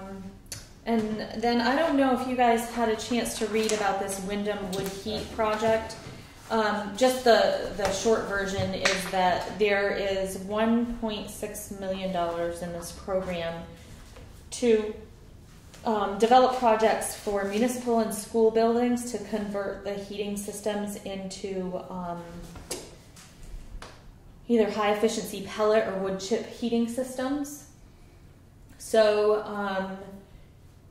not knowing what our municipal buildings, whether it would be a viable project, whether it would be beneficial. I got the form from Windham Regional. We have to do a building assessment form. We'll send that in to them. They get this team together from this project. They'll come look at the buildings and just tell you if there's even if it even is a viable project. If you get it, is it 100% or is there a match? It doesn't say that there's a match. I don't remember it saying anything, but I think it does. I Say think it covers something most because this is through the Vermont Yankee money. Yeah. money. Oh, is that right? Yeah. Yeah. Huh. So and the school's already taken care of. Yeah, no, they're actually the one that's probably the main contender, I would think. Well, this, although Yeah. I don't know whether that makes sense or not, but the fire department. Yeah. So Tom's filling out the form. Yeah. Pellet, good pellet system in there might make a lot of sense. Yeah, that was the one. And that's going to be an easy one because it's so. It's accessible and it's hot water and Right.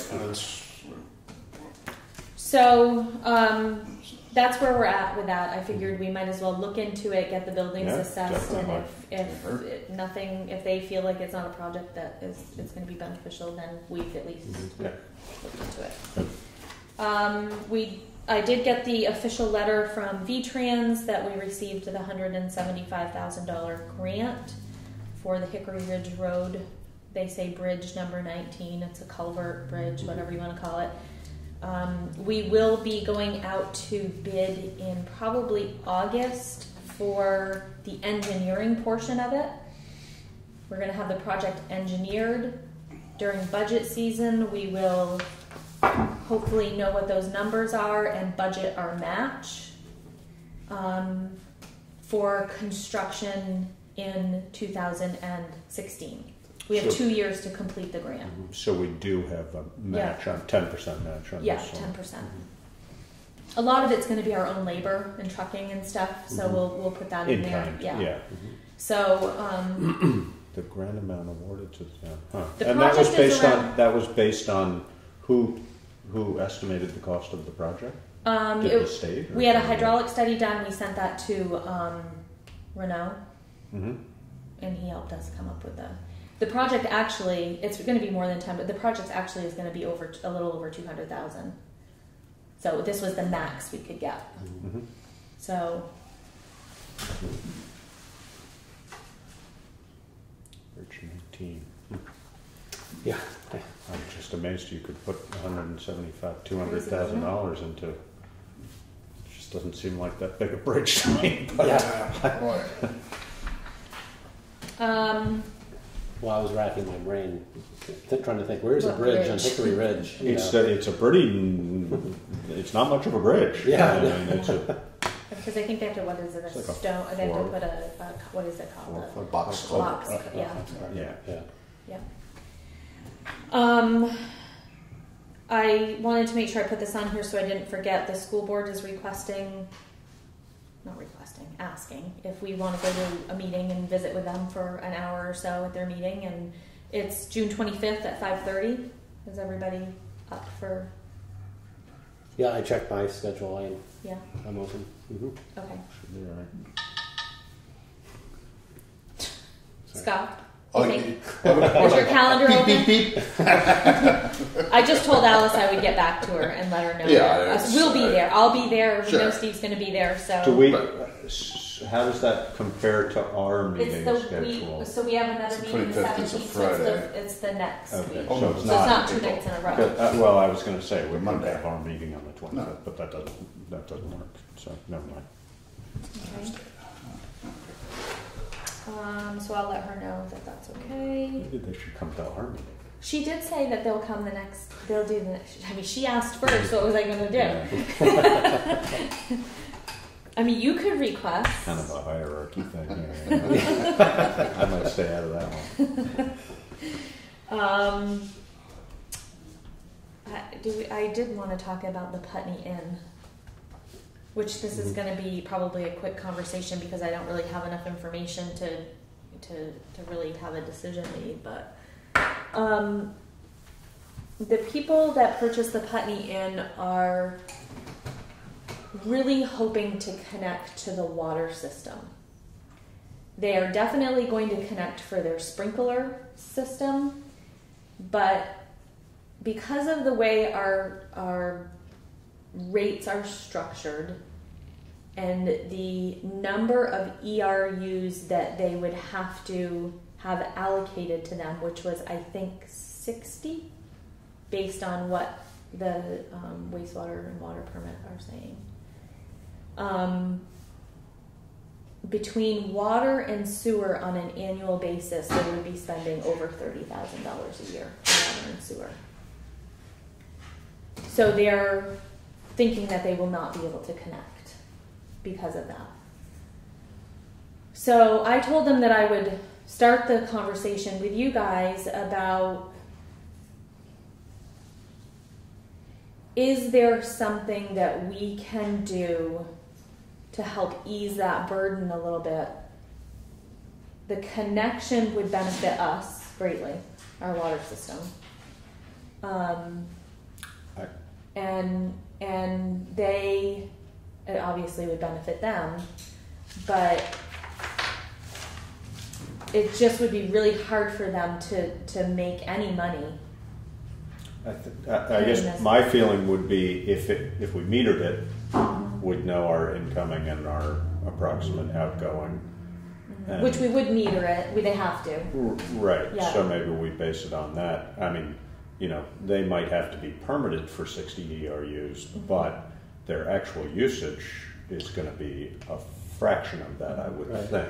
But, that's my question. I mean, they need a certain number of ERUs to also supply their sprinklers, right? Well, what they probably need is they need the number of ERUs for max occupancy. Right. I mean, if everybody flushes their toilet at the same time, that's what you need to be able to do. Okay. So, but does that include Is if everyone that flushes? their intention for the property? Or are they going to be using it? Same thing. It's going to be a motel. Yeah, and restaurant. So, yeah. okay. Same use. It's not, the use isn't going to change. This is probably not available. We don't have any monitoring on that septic. I mean, do we know how much we pump out of that? Yeah, we do. Isn't that was a one? Didn't we say that was metered? No, with the septic. The sewer there was metered. Yeah. The Putney Inn was metered, and any idea how many ERUs? Well, see, the difficult thing is though is that they and we are starting that process of finding. I started the other day. Laura has created a spreadsheet with all of our accounts on it and has started the process of figuring out how many ERUs we have, what's been allocated, and all of that. But we have other people paying for the right to use the number of ERUs that they have been told they need there available. So, but I thought we had a clause somewhere that said if they meter it and it's significantly less, that they could appeal that. Because we've had, I think we've had people do that in the past. In the sewer, that's what I was thinking. It was the sewer that they could meter their incoming and then. Yeah. Well, we had to have that because there are people who are on wells of their own. So that's why that, I think that's why that clause is in sewer and not in water. Because you could have your own well and still be using the sewer, and your usage would be then estimated unless you metered your sewer. But yeah, there's another thing in there about if you have so many units or something, and you're being charged an ERU for each unit, but your water usage is really low, that's where you can petition to get it metered. We've changed that. Yeah, we've done that. I can't remember who for, but I know we've had this discussion at some point in the last 10 years. I'm not saying it definitely has been done where we have adjusted ERUs based on... Right, and that's what I'm wondering. I mean, if we could get a sense, I don't know whether historically we can see enough about Putney and sewer to have an idea that just could sort of guide our thinking on this. Okay. I mean, if they're permitted for 60 but they only use 22 on a regular basis, then... I mean, and then it could be that this was my line of thinking is something like that, but then we will review it every 6 months because the hope is that it'll increase. That the usage is going to increase because that means there's more people there that, you know, but just making them from the beginning pay this flat out huge amount of money that they're not using. But then the other question is but do we allocate all that to them because it might limit somebody else that wants to join the system? Oh, I see. Well, right. So I mean, so they are paying for the those right numbers, to use that. That's what that. Answer that question in effect. If you presume that we're going to charge them for that total amount, and then project that, you know. What does that leave us for capacity? I think they were just looking for me that we are willing to positively look at this. Yeah, that we realize that there's a benefit to both sides of the equation. The economic benefits for the town of having it. The we want that business up and running and have it be viable, and to strap somebody with a $35,000 a year bill right off the bat is not the way that it's going to be. Yeah, no, and if they, if for whatever reason they're busy all the time and they end up needing that much, then it becomes a cost to do it. Right. Exactly. I mean, if they're making sufficient money to pay that. But I think a fair assessment somehow, presumably through metering, would give a clear idea of what their needs are. We've just been having this discussion up at Putney School because there's a potential dorm going to be built, and one possible way around that max capacity need is to have tanks. So an engineer, he could probably check with an engineer. So basically you have enough storage at the site so you could meet that max usage if you needed to without having to have that as a constant allocation. So it's just something that could be in the mix. And I know for Putney anyway, you could do that either with incoming or outgoing. You could have water storage to meet the need and or sewage storage so that you're not overburdening the, in their case, septic field. Okay. But so that would be where their engineer. Yeah. I mean, my hope would be is if we could get a couple more larger users to start looking at the water rates. You know? I mean, the more users we have and the more money we have coming in through usage alone helps us with the offset. Yeah, I mean, the big thing is the bond. We're going to pay that bond, and that's not going to go away. No. But if there's that many more users, then that the rates will go. Okay, so I think they just really wanted to know. They just came in the other day and just really wanted to know, what the possibility was of working. And I really, right now, I'm uncomfortable even making a decision of any kind because I don't really know what the reality is. And I don't know I don't know what the reality is of our. And I worked on it for 2 hours the other day, and I went through 10 accounts. Because I'm just trying to verify what their use of the property is. Are we charging them enough? And this is what the bill is. But so.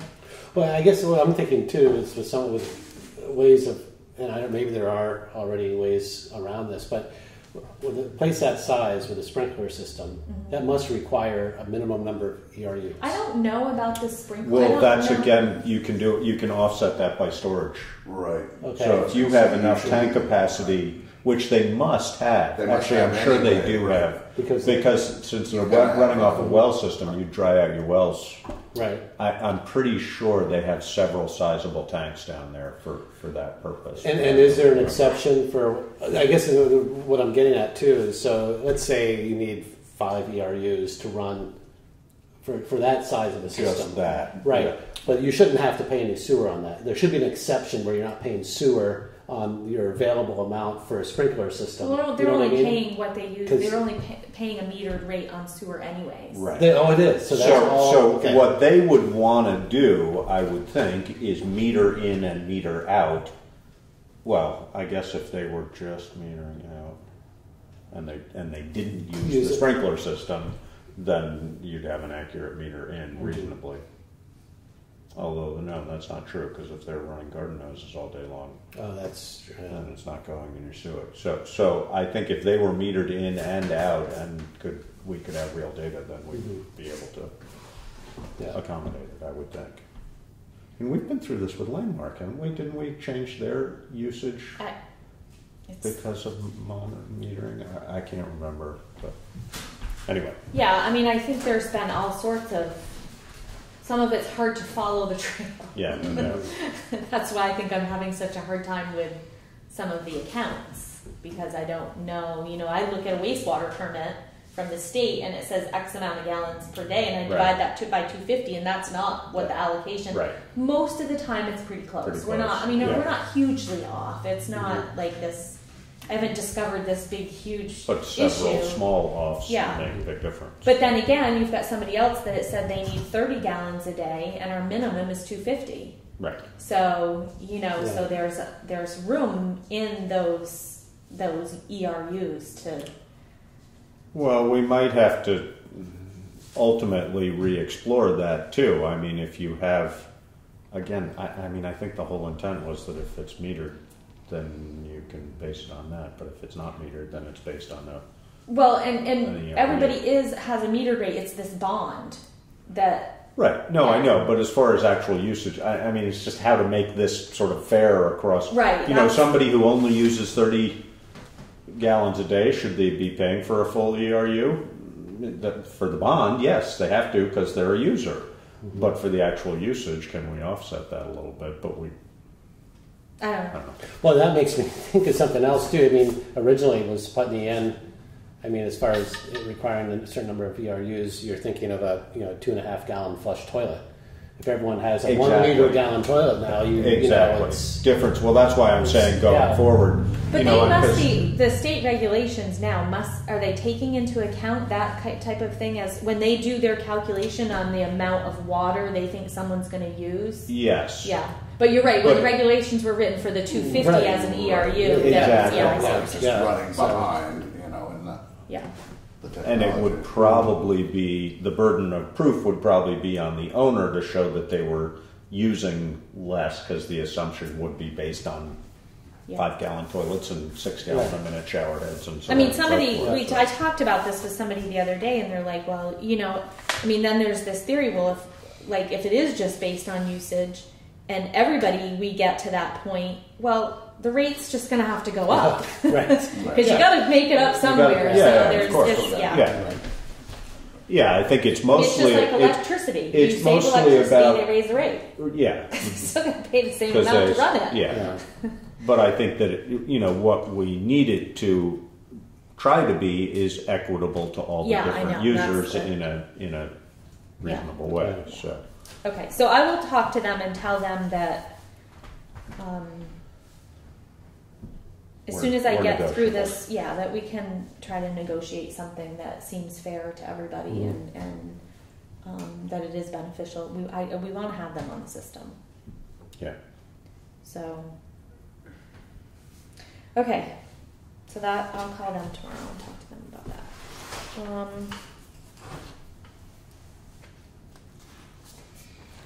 I don't know if you want to do budget. I don't know if Kathleen's sitting waiting just to talk about Trans-Canada or not. Yeah, I just wanted to give you guys an update because we had grievance the other day and they came. And there was nothing new that they presented that they hadn't presented at BCA when they came. But there are 2 cases that were heard, one in Rockingham, which I'm sure you read about in the paper. But in Rockingham, it's different. They have structures there, and they have things that we don't have. Newberry was also heard, and both of those cases should have an answer by the end of summer, early September, but hopefully by August. So we met with Mark Leverton from TransCanada, and he presented us with the same information, really. So I just wanted you to know, because I know that TransCanada is a thing for us to keep an eye on. So once I know more, of course, I'll come and let you know. But for right now, that's what I have. Great, that's good. Thanks. Okay. Any questions? Or? Grievances in general went okay? Yes, they did. Good moments and bad, I imagine. It's a mixed bag. Okay. but it did go well. Good. Okay. Great, thanks. Yeah, Sure. good to know.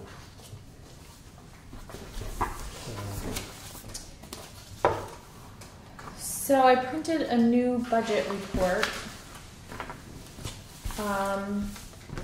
We have basically, I know we have 5 pay periods left, 4 weeks left for bills.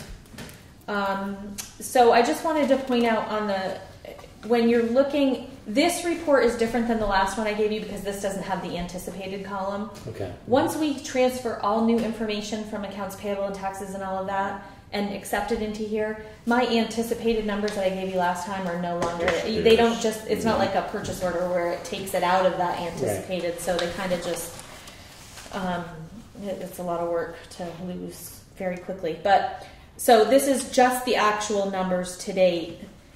And I wanted to just point out the property tax number on the revenue side. If we have to collect between now and the end of August $42,000, because right now our delinquent taxes are $108,000, in order for this number to stay the same. So if I collect more than 42, this number actually goes up a little bit.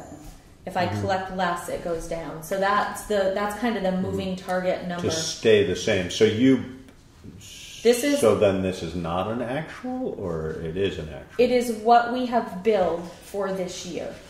Okay, so it's not an actual that's collected. Correct. Okay. Actual. Yes.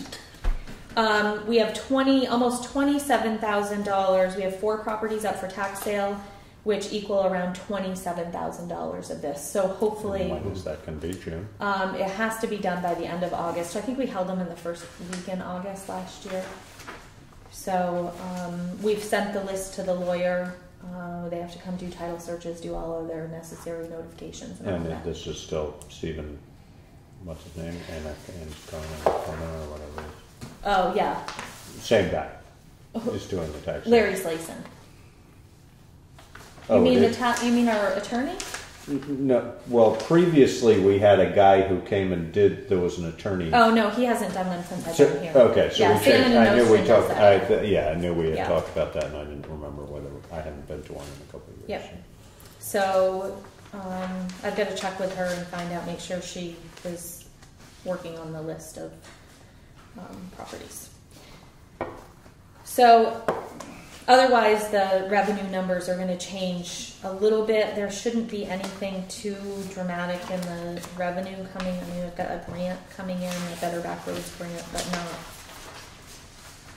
a lot. The notes that I made on the side, page 2, the sale of property was the leaf blower or vacuum. I can't remember what it was. What was it before? Yeah. Oh, I did. That's what it was.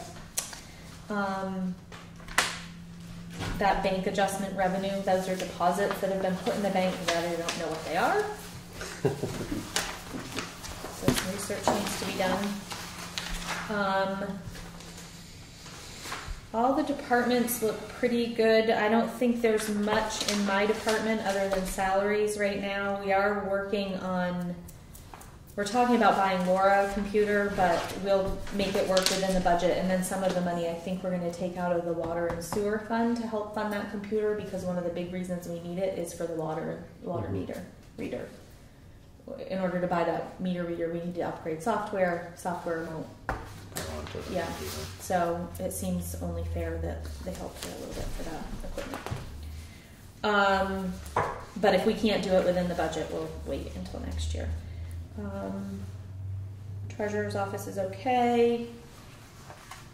Employee benefits, when you look at those, the life, dental, all of that, Steve asked the question today, which I'm just making sure you guys remember. The reason those are so far down, which is page 3, or they're so low, is because it has library expenses included in it. Yeah, okay. And we're not charging it to our fund anymore.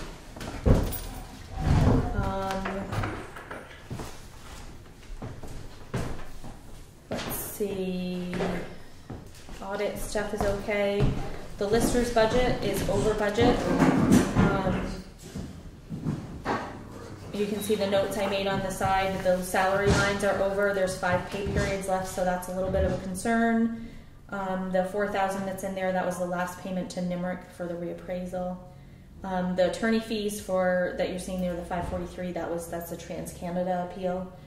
We segregated that. I'm hoping that money will be reimbursed at some point. It will be a year from now, but that's so. Who would reimburse it? It's a fund at the state level. Oh, that's okay. Yeah. That's the thing, right? Okay. But also potentially dependent on how The outcome. settlements. Yeah, exactly. One would think legal fees might be included in that, although they might not be able to be. I have no idea. Yeah. So that budget, which I've talked to Kathleen about, that's a concern to me because that is the only department right now that is over budget, and the salary lines are over budget, and that has concerned me. So you're just doing what you can to keep those to a minimum for 5 more pay periods? Town clerk's office, the one line that's over is Denise's. Her and I have had a talk about her hours. She's working 1, maybe 2 extra hours a week, but we've had a talk between her and Anita, and they're necessary. Yeah. And the other budget, the Barbara's, is down a little bit, so I think that's just going to be a wash. Let's see, page 5. Steve, I printed a detail of that. I don't think I attached it. Oh, okay. A detail of the town hall maintenance, or the repairs and maintenance line. It was part of the Homestead Builders that did the painting. Oh, right, okay. After the whole insulation stuff. And then the flower beds. Those were the big expenses out of there. But the building improvements, which is $1,000 in that budget. Where's that? That's separate. I didn't. You didn't give. No, That's fine. I sent don't the need attached, it. but I didn't. Yeah. That will. I don't think we're going to spend much out of that one. But only maybe the handicap thing, if I ever get it. So, and then the other big thing in that is the heat. I mean, there wasn't really much you can do about that. Tom's budget, there's a possible maintenance item. Both Tom and Brian, after I sent an email out that I was going to talk about budget tonight, both came in to see me to talk about some items that they were concerned about. Tom, there's a maintenance item, and I think he said it's the air, it puts the air into the air packs. I don't know what the technical, compressor. Or yeah, so I think he's finding out tomorrow, but that's a possible $7,000 expense to have that fixed. He did ask them if it would just make more sense to buy a new one, but it's a $20,000 piece of equipment. So, but he knows he'll work within his budget to make sure. He'll work within his budget to make sure that his bottom line isn't over. Okay. So once we know that. Highway, same thing. He's just, there's some line items that are over, there's some that are under, so between him and I, just keeping a close eye on it, making sure that bottom line is not going to exceed the budget. At the bottom of page 6, there's an unbudgeted reimbursement section. The bridge and culvert project, that's the Better Back Roads grant, so that will be paid for by that Better Back Roads grant. And then the bank stabilization project, that was paid through another grant. And this was like that hydrology report or whatever? No, this is the road and culvert inventory and the capital plan. Okay. Yeah. Now, is that what Windham Regional is doing right now? Right. Yeah. Okay. And we pay them for that? We pay them for, yes. Or there was a separate contract, for that project. Yeah. So that's highway. Pool. The pool opens the 20th. There's going to be some part-time help starting probably next week to do vacuuming. I have he'll be a senior in high school next year. He's going to do the vacuuming. I'm going to have Emily come in and do some cleaning again, and we're going to do the two. I think I found 2 lifeguards for your stuff for the school party stuff. So we'll have to pay them, and then the pool will open the 20th. And out of curiosity, any luck with any kind of pool manager yet? No, the last email I got from a prospective pool manager was, I asked her if she was still interested. She actually works for the Guilford school, so I think she's so busy with the year-end school stuff that she just sent me a quick email back that said we should talk. So I'm hoping to hear from her. She actually helps with the swimming in the lifeguarding course. So she's an instructor. All the kids know her if they've taken the course through Brattleboro. So I'm hoping that she'll be able to do it. There's been a couple people that I've contacted and they're just uninterested. So great. Yeah, we're short on lifeguards right now, so it's getting a little close. Yeah. I put something in the school newsletter. Yeah, requesting lifeguards. So I think some of them are just taking their certification. My daughter is taking her certification in Springfield, but it's not until June, like that first, like the 14th, 15th, 16th or something like that. So, I think maybe some kids are apprehensive in saying that they'll work and they haven't even passed yet. Right. So I'm hoping it'll all come around. But page 8 at the bottom, those are property tax abatements from previous years that just got caught up with. And then the other stuff is pretty, the John Deere grader, the 13.5 came from the capital fund, and then the engine refurbish was a loan. But the rest of it, everything else is pretty much within budget. We're pretty close everywhere. Good. Okay. So 5 more pay period, I guess because May, June is one, and then you have well, our pay periods end on Tuesday. Oh, I see. Okay. So, and we get paid on Friday, so we actually, the 30th is a Tuesday. So we get paid this Friday, and then the 30th we'll get paid in July. July, right, yeah. Okay. Which is really good for us because we have no entry we need to make to adjust for a day of payroll. Yeah. Sometimes it works out. Sometimes. And then here's the warrants.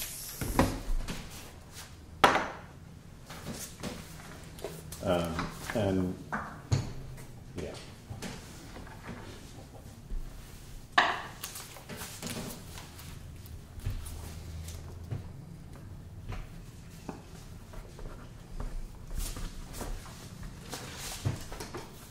When does Rob start? Oh, yeah. Thank you. Yeah.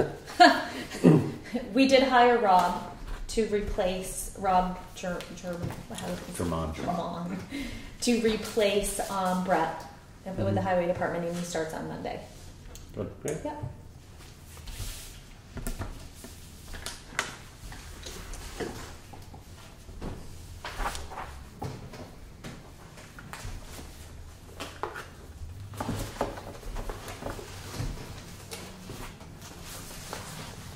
And I got a text message from the town manager in Rockingham that said, "Thanks a lot." Thanks for taking him off our hands. Thanks for taking an employee from us.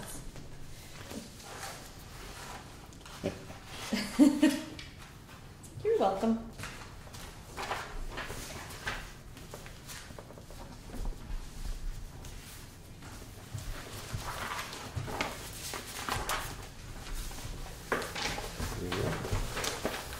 And the only other thing I had left was besides the executive session, is did you guys have a chance to read this fire escape stuff that I handed out last time?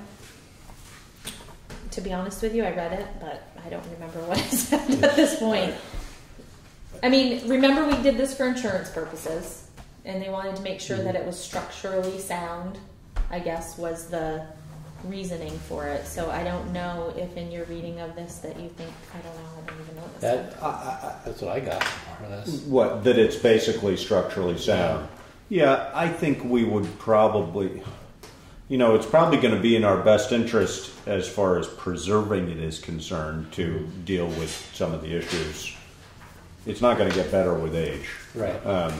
So I have a friend that does, I was thinking, Scott, I might ask John to come and do, I have a friend, John Very Levine. sensible. John. Oh, yeah, I know. The taco guy. Yeah. But he's a very capable welder and metal guy, and I was thinking I might ask him to have him come and have a look at it, give us an idea of what it might cost if I thought I'd just give him a copy of this and say, because I mean, I what do think you if think we've satisfied, if the insurance company was come tomorrow, they could at least know we've that gotten the report. We've gotten the report, and then it's about maybe budgeting some money, some action. Exactly. The recommended actions to be taken. I mean, it's sort of unfortunate to spend anything on it, considering the possibility of it getting used is almost non-existent. But well, and the other part of it is spending the money during the process of maybe upstairs, the Historical Society helping get a grant to refurbish the upstairs. That could be a part of that process.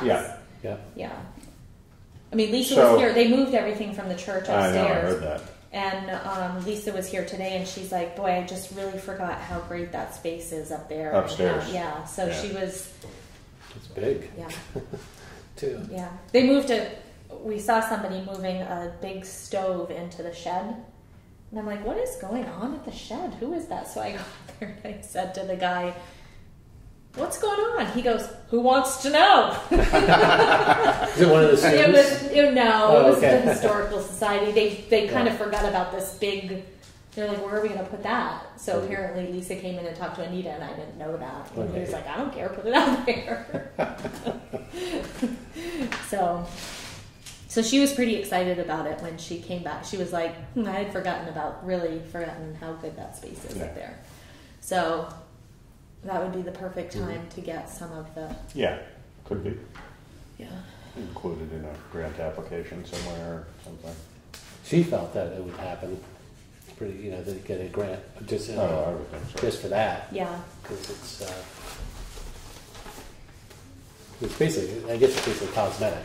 And it's and it's also it's not likely to be a huge amount of money, so you probably find somebody who's got a little bit of money for it, kind of thing. Okay. That's it.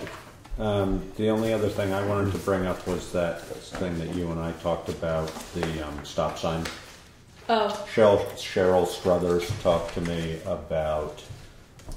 Apparently, Melissa has said, and Cynthia says we've talked about this before, but we need to adopt the stop sign at the bottom of Kimball Hill in order to make it so that if Melissa issues tickets there, the town receives the income from it.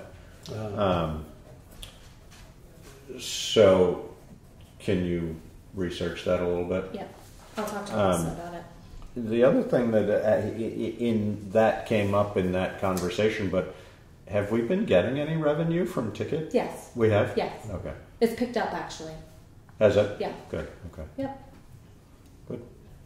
Yeah, I think after I talked to her and Keith at one point, like that next 2 weeks, she wrote a lot of tickets. Because she called me, she's like, you might get some complaints. I'm like, if people complain because they're driving too fast, then that's fine. No, And I think we could reiterate that she could keep issuing tickets. Yeah, I think we've had pretty steady income with.